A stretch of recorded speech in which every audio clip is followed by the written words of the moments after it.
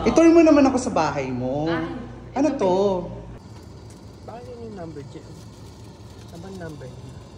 So, ginabi na nga po kami sa pagdating dito.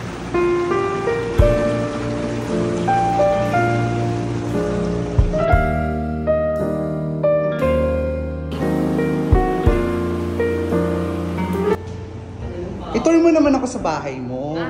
Ano to? This is a master bed. Master bedroom. Master bed. Okay. So, then this one for... This is the bath. What's this? This is the bathroom. Ay, wow. Do you have a heater here? Yes, we have one. Ay, heater. okay. So you have heater. Next What is else do you have? a This is? room. Okay. Katulong room.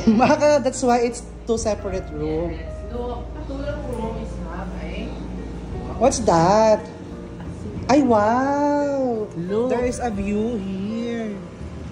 Ah, the swimming pool. And what's that? There's another hotel there.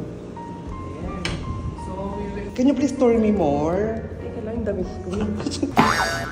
And then what else do you have in your chalet? This is chalet.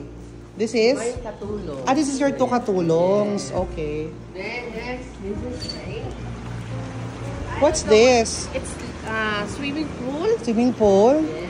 You can relax here. I can relax here, sir. Then you can... A chicken room? Wow, that's so nice.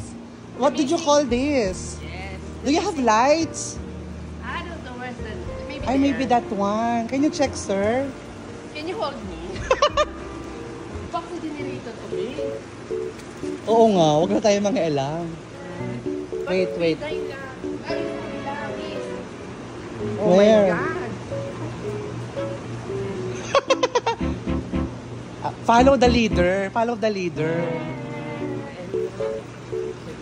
Where? Yes. Here.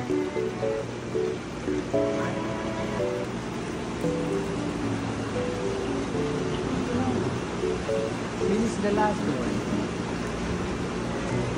I will ask the katulong, ha? Yes. Where? This is the light here. Where's your katulong ba? Maybe this is the ano. Wait, I will ask your boy. Okay. Ask Mang Ruben. Ruben, maybe there. Wala din.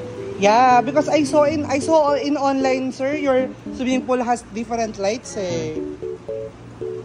Oh my God, where's my boy? Okay.